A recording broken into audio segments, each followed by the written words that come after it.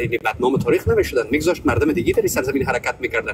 برای ما با یک قسمت از کارنامه های آقای غنی کاملا مخالف هستم، دیدگاه متفاوت دارم. بیایم در فردای افغانستان فکر بکنیم. به میگفتی خود ما در فردای افغانستان هم صحبت میکنم. عالی جناب یاور صاحب محترم، دکتر صاحب اشرف غنی شخصیت عالی بود، متفکر دوم جهان بود و میخواست این وطن به خدمت کردن آمده بودن و خودتان خبر دارین و از همه موضوعات خبر دارین. همو تمام اولین ضعف حکومت قبلی افغانستان. آقای غنی سواد داشتن داود صاحب؟ اجازه بدین من مثل همین موضوع را بیان کنم. متفکر دوم سواد داشتن یا نه؟ با شما بالایشان انتقاد بگیرید. امیر بگوین سواد داشتن یا نه؟ بله متفکر جهان بودن. نماز غلط میخوندن، به جای سجده در رکوع میرفت، به جای رکوع در استاد قیام میکنه. انسان از سهو و خطا خالی. چند بار اشتباه باید بکنه اگه انسان؟ سعی کنین هر انسان از سهو و خطا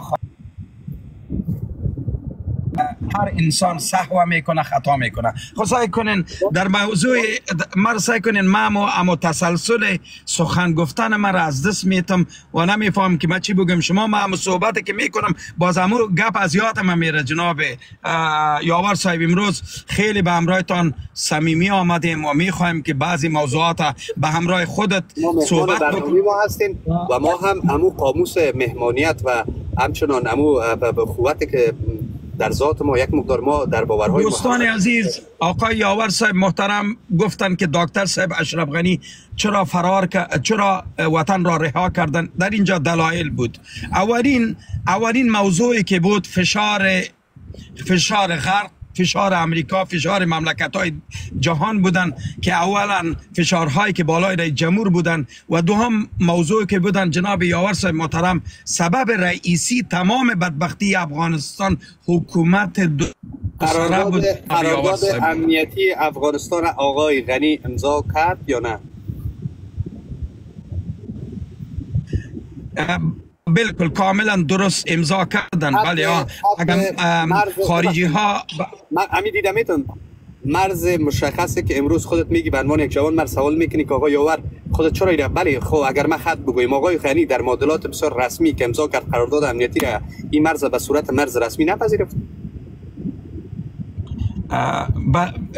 اجازه بدین که من صحبت های خود تکمیل بکنم. مرا از همون تسلسل و گپایی که من میخواستم بگویم ما کاملا به فراموشی میرم دیگه.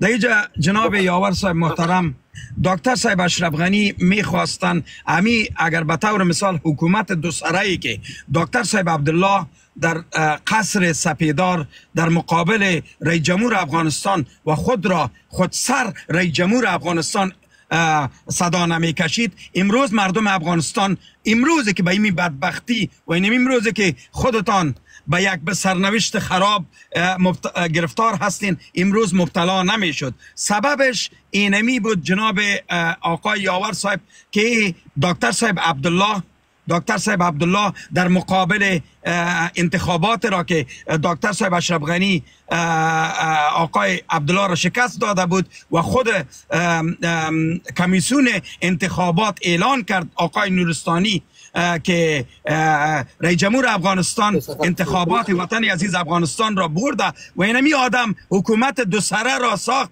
و در مقابل رئیس جمهور افغانستان ایستادگی کرد. همون روزی که حکومت 50 در 50 شد، امروز جنازه جمهوریت را و نظم امروز ما مردم به طرف تباهی بربادی رفتیم و دکتر صاحب از اموجه ناامید شد و افغانستان رها کرد به خاطر از اینکه خدا نخواسته در اونجا اگر امی کار نمیکرد در افغانستان خیلی هموطنان ما قتل میشد و بهترین راهش اینمی بود که مردم افغانستان را از کشتار از قتل نجات داد.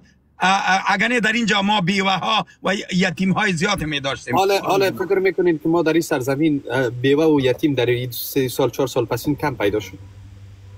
بالکل در کاملا شما وطن عزیز افغانستان 95% امیر پرسان کنم بحث شما، دیدگاه شما به عنوان یک انسان خردمند آگاه اجتماعی در قبال همین موردی که فردا در داخل همین جغرافیا ما به عدالت اجتماعی، تعریف شما از عدالت اجتماعی بر سایر اقوام سربلندی سرزمین چه است آقای داوود؟ شما یک آدم فهمیده و یک استاد. بسیار بسیار، ما خدا خیرتان بده، ما اولین شخصی هستم.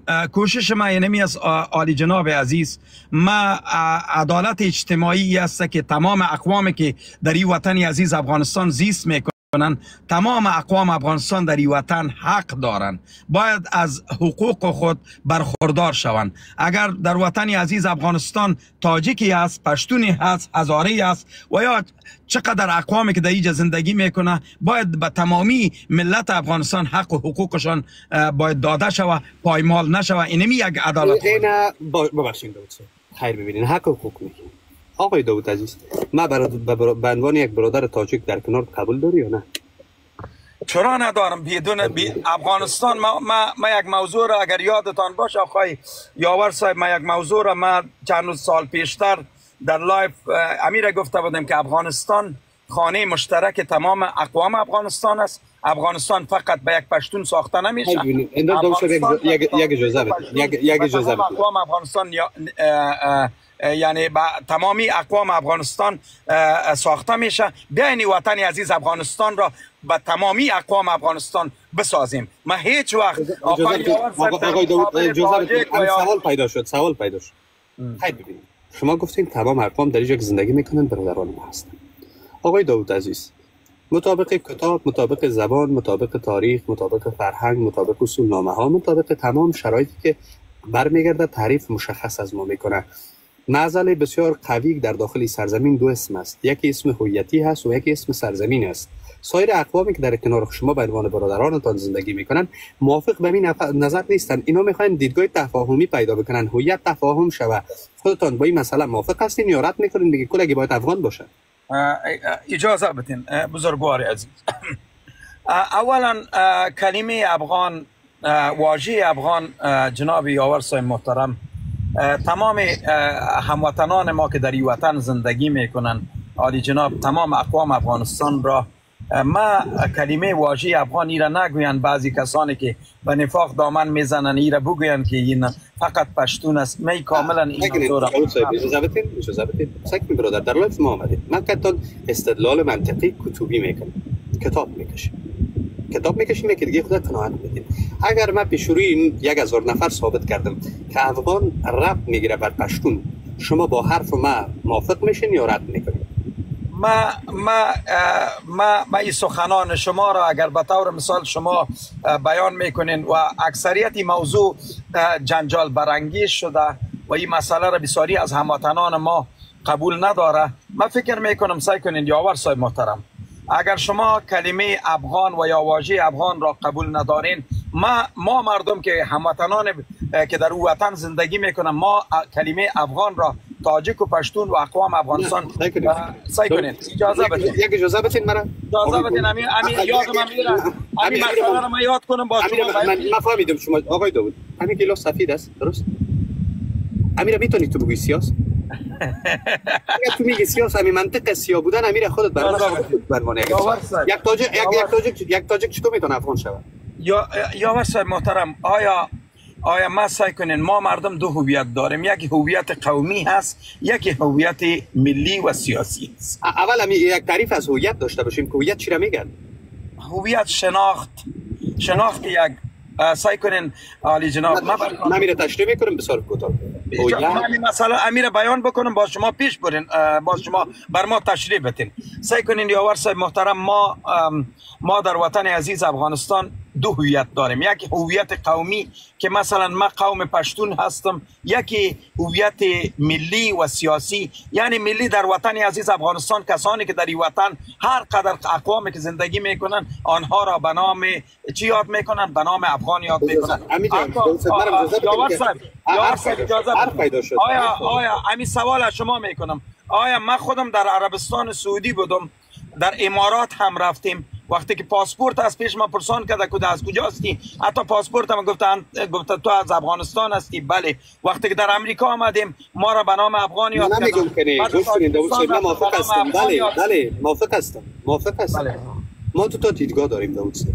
یکی دیدگاه سیاسی داریم، یکی دیدگاه آرمانی داریم. در دیدگاه سیاسی تا زمانی که تغییر میکنه ما به نام افغانستان شناخته میشیم. در پاسپورت بله افغانستان است، در گذرنامه بله افغانستان است، در داکومنت های بله افغانستان است و تو هم در این سرزمین ها به عنوان افغان نامیده میشی. شما برگردین باز ما شما صحبت ادامه میدیم که شما نیستین، ما صحبت میکنیم نمیفهمیم. خیلی خوشحال میشم بحث درست، بحث انسانی، بحث که ما رو به یک جا برسونه، ما گفتمان داشته باشیم پیش بریم. دوستان میپسند سفر یک مقدار بلند ببریم که به 1 میلیون برسیم. که دو صاحب آمدین پس دوباره میتونم حرفای ما شروع کنم. بسیار زیاد میبخشین عالی جناب، بسیار زیاد من معذرت خواهی میکنم. ما یک موضوع دیگر هم میخوایم. ما امروز ما به خاطر از این آمدیم. ما نشده بود داود صاحب یک مددانم خوش شد، من انتظار شدم. بسیار میبخشید، معذرت از شما معذرت. داود صاحب بزرگوار، ما در دیدگاه هارمونی خود ما بحث مشخص هویت خود ما را داریم. هویت به مجموعی از نگرش ها، ویژگی های یک فرد اطلاق میشه که ما را در چند دیدگاه متمایز می‌سازد. بله. مطابق کتاب شما ثابت میکنم که برادر عزیز ما جناب طوفان صاحب بر افغان بودن خودت احترام میکنم، دستم به سینه میگیرم، بر حقوق خودت احترام میکنم، بر زبان خودت احترام میکنم، بر اصلیت خودت احترام میکنم، بر شجاعت خودت احترام میکنم، بر تفکر خودت احترام میکنم، بر بلندی هویت و تبار خودت احترام میکنم، دست به سینه ایستاد میشم. اما من هویت مشخص خود من مطابق کتبم دارم. اگر تو رعایت نکنی ما عدالت اجتماعی رو تامین کردن نتونستیم. ما هویت تفاهمی نیاز داریم، بریم تفاهم میکنیم. مثال برات میتونم داود صاحب عزیز، شما برین در رابطه با اسم افغانستان یک مطالعه ببینید اسم افغانستان کی گذاشته. افغان مساوی به پشتون مطابق چی؟ مطابق کتابتان در کدام صده شما جناب آقای امان الله خان میپذیرین شاه مترقی خای افغانستان بوده؟ درست؟ تاریخ افغان فکر میکنم کم از کم دیگه جای هست. شما جناب آقای امان الله خان یک اجازه مرا بدین، شما جناب آقای امان الله خان میپذیرید درست؟ بله طبعا. جناب آقای محمود طرزی هم میپذیرید نه؟ بله. اولین کتاب بر رساله‌نامه مشخص واژه‌های پشتو در 1936 ورق میزنی، در همین چپترک 250 تا 253 نوشته است قشنگ افغان مساوی به پشتون. جناب داود صاحب المنطقی حرف میزنیم. بزرگ شاه یک سرزمین گوش کنید. پدر ژورنالیسم افغانستان از قبایل بارگزایی، پدر ملک سرایا خسرو شاه امان الله خان. آقای محمود طرزی نوشته میکنن که افغان مساوی به پشتون توسط جناب آقای عبدالله افغانی نویس. شما این رد میکنین میگین نه نیست. برادر بزرگوارم عالی جناب انسان از سوا خطا امیر میگم معرف مبسته میکنه. ما در سده های 7 در 1333 در دسامبر 1333 خاطرات ابن بطوطه را بر شما میدیم. تاریخ خورشیدی جهان بر شما میدیم. غبارم بر شما پیش میکنم برادر بزرگوار. تاریخ های یونانی و تاریخ های مشخص دیگه که در این دنیا وجود داره شما را به عنوان قوم افغان میشناسه بر شما ثابت میکنم. ما افغان نیستیم برادر عزیز، ما تاجیک هستیم. تاجیک. حالا من در این سرزمین حق به عنوان یک برادر دارم کنارت یا نه؟ بسیار موضوع. ما حال فعلا یک موضوع دیگر را میخواستم صحبت بکنم. آیا شما به حیث یک هموطن ما هویت ملی و هویت سیاسی وطن عزیز افغانستان اول ملی چی را میگن؟ ملی چی را میگن جناب داود صاحب؟ من میگم براتون ملی مردمی از اندیشه مردم داستان گفته باشه، یک داستان گسترده میشه ملی. من میگم بزرگوار اینمی افغان مطابق کتب و اصولنامه ها و دانشنامه های مشخص زبان پشتو، گرامر پشتو، افکار پشتو، تاریخ پشتو.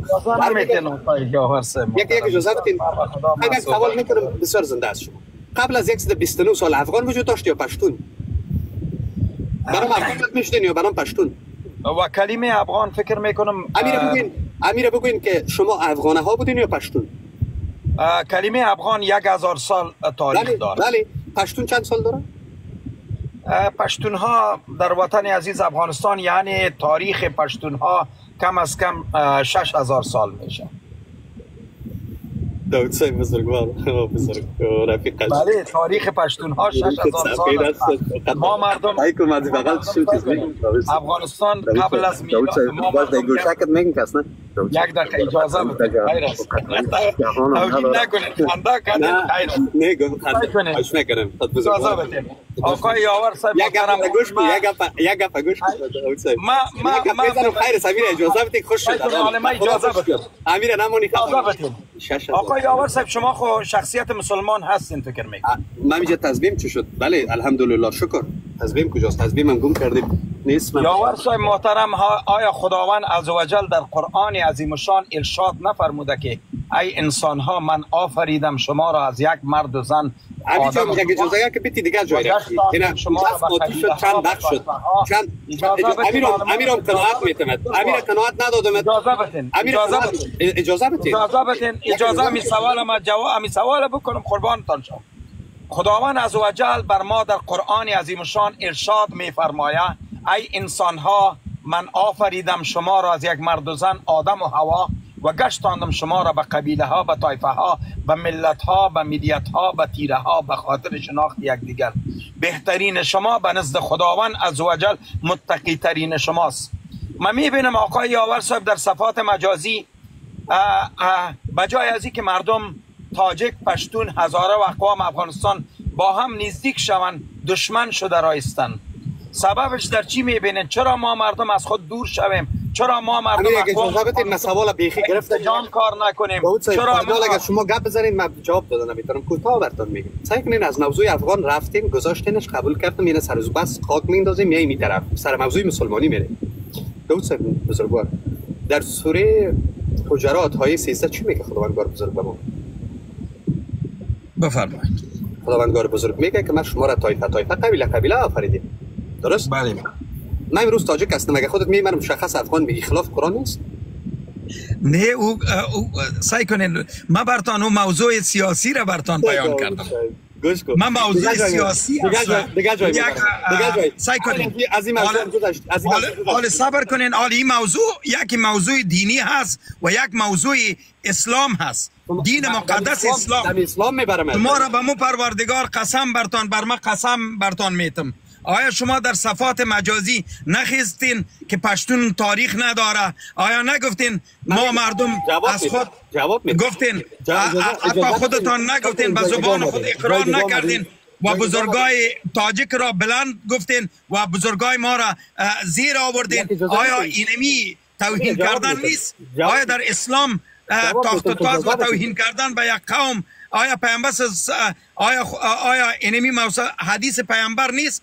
هیچ سیاه بالای سپید چی نداره، برتری نداره. جواب میتم ما برتری شما حتی خودتان گفتین، خودتان به حیث یک مسلمان چطور برتری آوردین در اینجا؟ داوود صاحب هر سوال کنیم شما چطور برتری آوردین؟ امیجا خود گفتین که تاجک بالای پشتون برتری داره، ما تاریخ داریم، ما باسواد هستیم، ما فلان هستیم و شما گفتین همین مسئله رو شما یاد نکردین. آیا شما در مقابل الله سبحانه و تعالی سادگی نکردین در این مسئله؟ آیا گناهگار نشدین؟ حالا میمونیم نگپ بزنم یا نه؟ این سعی کنین جواب نمیتین. جواب نداریم. ما دارم جواب. گوش کو جواب دیگه. جواب ندارم. جواب اگر ندادم هر چی میگی بگو. آقای داوود عزیز من میگم تاریخ شما در میان تاریخ قاطی میکنین. تا قسمت تاریخ افغانه بودین، یک قسمت تاریخ پیوند میتین به خودت میگی پشتون، میگم چقدر میگی 6000 سال، میگم از 500 سال اون طرف یک رفرنس بیار نمیتونی.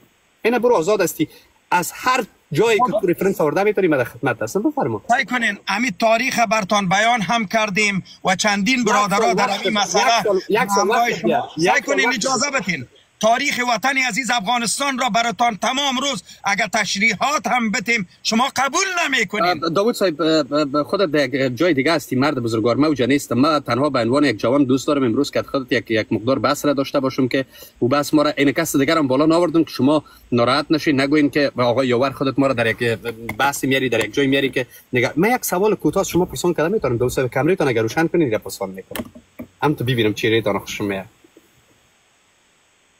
مهربانی کامرا روشن کنیم ببینیم تا شما ماشاءالله نور. مهربانی داوود صاحب عزیز یک سوال میکنم به عنوان یک مستفید از شما، به احترامی نباشه البته، اجازه است؟ اول اجازه میگیرم. اجازه است؟ مهربانی.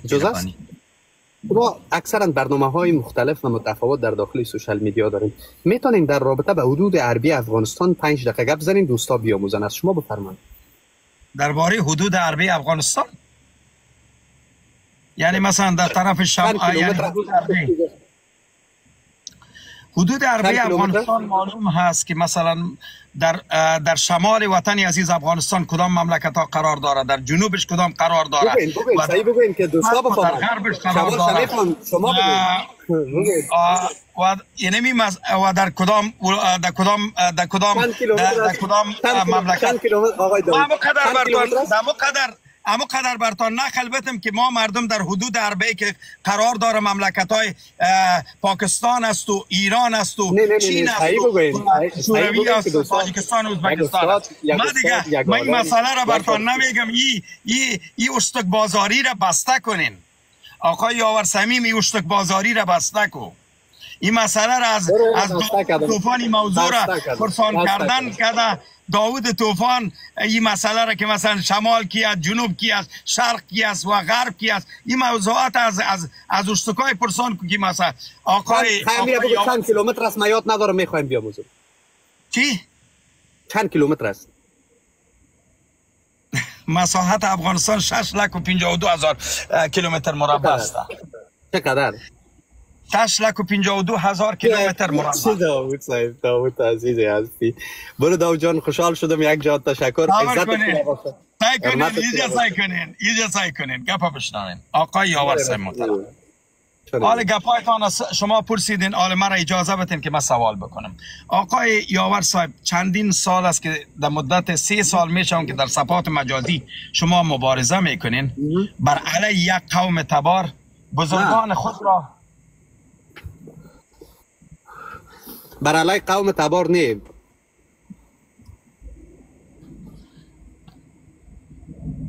بر علیه قوم تبار نه، بر عزت و سربلندی یک قوم، بر یک خواهر قندهاری، بر یک خواهر المندی، بر یک برادر که دردمند است، بر یک برادر که در پکتیا نان نداره، بر یک برادر که از تکنولوژی دور است، بر یک برادر که دکتر نداره، بر یک برادر که سرک نداره، بر یک برادر که بی عزت است، بر یک برادر که دردمند است، بر یک برادر که بیچاره است. من به خاطر از اون مبارزه میکنم. هر کسی که در قبال این ملت، این مردم مظلوم و بیچاره دردمند و خواهر قندهاری و المندی و پکتیایی و غوری مسئولیت داشته، درست انجام نداده، اونا در نقد ما هستند. ما امروز آمدیم چراغ در دستم گرفتیم، جوان پشتون روشن میکنه، میگه ما جوان حقت خوردن، دشمنی برات ایجاد کردن، تکیت کردن، در دشمنی ها با اقوام انداختن، برادر تاجیکت از بغل دور کرد، برادر ازاریت دور کرد، برادر ازبیکت دور کرد. گوش کنید آیسته سپیش بریم. حال همین بسیار موضوع زیبا. حق حقوق ما را کی خوردن عالی جناب؟ حق حقوق ما از 129 سال اثر شاه ها شروع تا آخرین ساختار که در این سرزمین وجود داشته. نکنین فعلا گذشته را صلوات بکن برادر. فعلا صحبت بکن آقای یاور صاحب. طالب در داخل سرزمین همچه میزنه، طالب شلاق میزنه، طالب درب مکتب بسته، طالب درب دانشگاه را بسته، طالب مسلمان نیستن، طالب اخاذی میکنن، طالب سرزمین میفروشن، طالب معدن میفروشن، طالب بیناموسی میکنن، طالب بی‌مروتی میکنن، طالب افکار عامه را تخریش میکنن، طالب جوانان ما را در بند میسازن، طالب خواهران ما را در بند انداختن، طالب جغرافی ما را ناراحت کردن، طالب معادن ما را به فروش میرسانن. در حال حرف میزنیم. بس ماشاءالله، نام خدا بسیار. خب آقای یاور صاحب محترم، راه حل چی هست؟ مکاتب را بسته کردن، همین چیزایی را که گفتین مکمل، همین گپایتان واقعا حقیقت و حتی در حساب مسلمانی گفتین. مسلمانیت یک انسان را وقتی که به زبان اقرار میکنه و در قلب تصدیق میکنه و خداوند میفهمه. ما برتان چی بگم؟ یک دقیقه صبر کنین. عالی جناب خودتان آیا کدام مفتی هستین؟ از کدام دارالفتاء فارغ شدین؟ کتاب‌های فتواگیری را خواندین که شما بالای طالب فتوای کفر را میدید؟ حالا صحبت کردین، مرا اجازه نمیتین. مشکلتان وقتی که میخوایم من شما را همین مسئله بگیرم، شما مرا اجازه نمیتین. عالی جناب شما میگن که کافر، این کلمه کافر بودنشه، ای کاملا این موضوع را بیرون میکشیم. ما امکان داره که در بعضی مسائل اینا واقعا، مگم شما مفتی نیستین، شما فتوا دادن حق ندارین. خلاف قرآن، شما استاد تعلیم تربیه و دینیات بودین، خلاف کتاب مقدس قرآن حرکت کردن انسان به کفر میبره یا نه؟ طبعا در این شک شما نیست. من شما یک سوال بسیار کوتاه دارم، فتوا را باز شما بدین، من نمیتونم میشنوم تنها. آقای داوود عزیز، کشتن یک مؤمن مسلمان برابر با چی هست؟ ما جواب میدم. ما جواب میده. اعوذ بالله من الشیطان الرجیم. بسم الله الرحمن الرحیم. ومن يقتل مؤمنا متعمدا فجزاؤه جهنم خالدا فيها وغضب الله ولعنه وأعد له عذابا أليما. خداوند عزوجل در قرآن عظیم الشان میفرماید و من یقتل و یک کسی که یک مؤمن مسلمان را به ناحق به قتل برساند جایگاه از او جهنم است به غضب خدا به لعنت خدا و خداوند عزوجل در روز قیامت یک بدترین عذاب را برش آماده ساخته. یک انسان را که کسی به قتل میرسانه مثل که تمام بشریت را به قتل رسانه و یک کسی را که نجات بشریت را آقای داوود عزیز، اگر یک برادر مؤمن مسلمان آیا مطابق قرآن مسلمان برادر مسلمان دیگرش هست یا نه؟ پیامبر صلی الله علیه و سلم میگه در قرآن کریم، بله بالکل ما مسئله رو به خداوند عزوجل در قرآن کریم میگه که انما المؤمنون اخوتون فاصلحوا بین اخویکم. تمام مؤمنان برادر یکدیگر است، اصلاح بکنین به برادر. خداوند عزوجل در یک آیت دیگه بر شرف داوود، درود در شرف پاک سرشت داوود با این الفاظ مقبوله که قرآن بسیار با هجای مقبول قرائت میکنه. آقای داوود عزیز، برادرایی که در چین زندگی میکنن، امیر فهمیدم برادرایی که در چین زندگی میکنن اغیورای چین هستن. حکومت کمونیستی چین در زیر پاهایشان آب اعلام میکنه، تا این قسمت دندشان میکنه، اونا را به قمچه و شلاق میزنه، حقشان میخورن، ناراحتش میکنه. هر مسلمانی که از واقعیت گویی دور میشه و مسلمانی در مسلمانی شک و شبهه وجود داره. گروه طالب وقتی با اونا قرارداد، معامله، نشست، برخاست، معادله، کمیسون، برنامه رفت آمد، طرف ما ببینیم که بسیار مهم است، امضا میکنن. از نظر شما اینا داخل کفر عربی میشن یا نه؟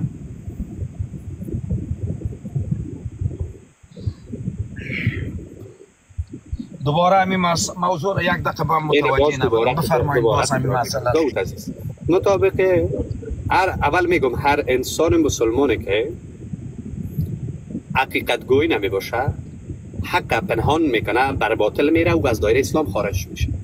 شما را به عنوان یک انسان متمدن روشن اسلامی قسم میتونم امروز، قسم میتونم، برادرایی که مطابق قرآن شما یاد کردین، مطابق قرآن همین برادرایی که در چین زندگی میکنن برادرای ما هستن یا نه؟ همین مسلمانای اغیور چین کاملا برادرای مسلمان ما هستن و کاملا هر نوع معامله با حکومت کمونیستی چین، هر نوع قرارداد با اینا، هر نوع تفاهم با اینا، هر نوع دیدگاه با اینا، هر نوع نشست با اینا، هر نوع معامله با اینا ما را به کفر عربی وصل میسازه یا نه؟ قسم دادیمتان. اگه جواب نمیتونی نمیتونم جواب جواب نمیتونم یاور سی برو یعنی تیر تبیار اگر نمی قام سخت نمیگیرم، اما قسم به مسلمانیت قسم دادیم تو را به شرفت، به انسانیتت، به کتابت، به چیزی که میپرستی، به هر آن چیزی که حق تو را آفریده قسم میتونم اینا لمیس مسئله را صاف کو بیبی که از دایره اسلام خودت فتوا میتی خارج میکنی یا نه؟ مرحبا بفرمایید.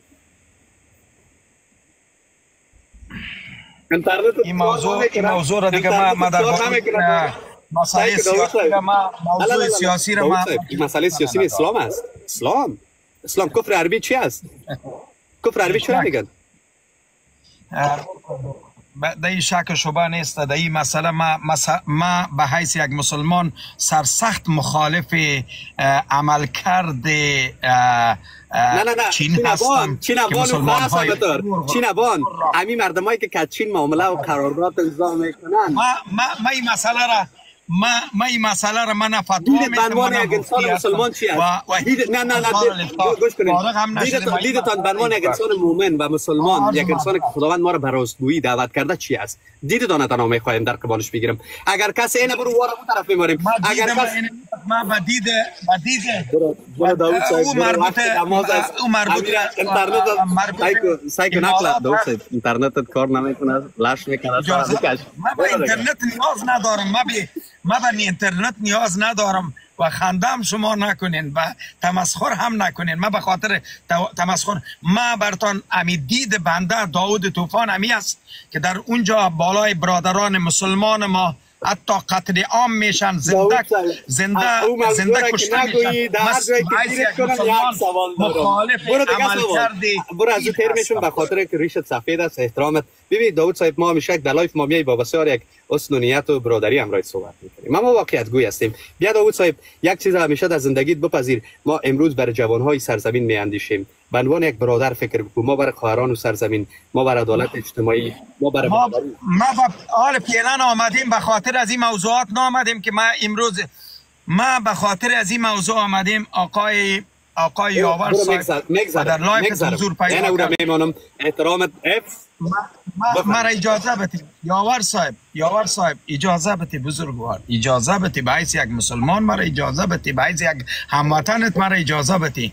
من میگم یاور صاحب محترم، فعلا مکاتب یا مسائل دیگر بسته هست و یا بعض مشکلاتی که فعلا داره. یک ساختار که مشخص جناب آقای داوود عزیز مکمل در یک کفر عربی شریک باشن، از دایره اسلام خارج باشن و اونا بیان فتوای مشخص افراط دین در مدارس حقانی ترویج بکنن، جوان مرا انتحار انفجار بکنن. ما با می سیستم با می ساختار نقطه تنها مکتب بکنم یا بریم ساختار زیر سوال ببرم، تو را به عنوان یک مرد بزرگ بفهمانم که بزرگوار اولادت استفاده میکنن، ذهنیت برش داده روان هستن، اینا استفاده های جنگی هستن، این مدارس ساختارهای مختلف استخباراتی هست، این بر نفع جوانت نیست، این بر نفع مملکت نیست. اگر پشتون واقعی هستی، همین موضوع را مفهمیدم بزرگوار، مفهمیدم، من این موضوع را فهمیدم. اجازه بدی برادر، اجازه بدی، من این موضوع را فهمیدم. راه حل چی است؟ در صفات مجازی شما خو ملامت طالب را میکنی، خو تمام قوم پشتون را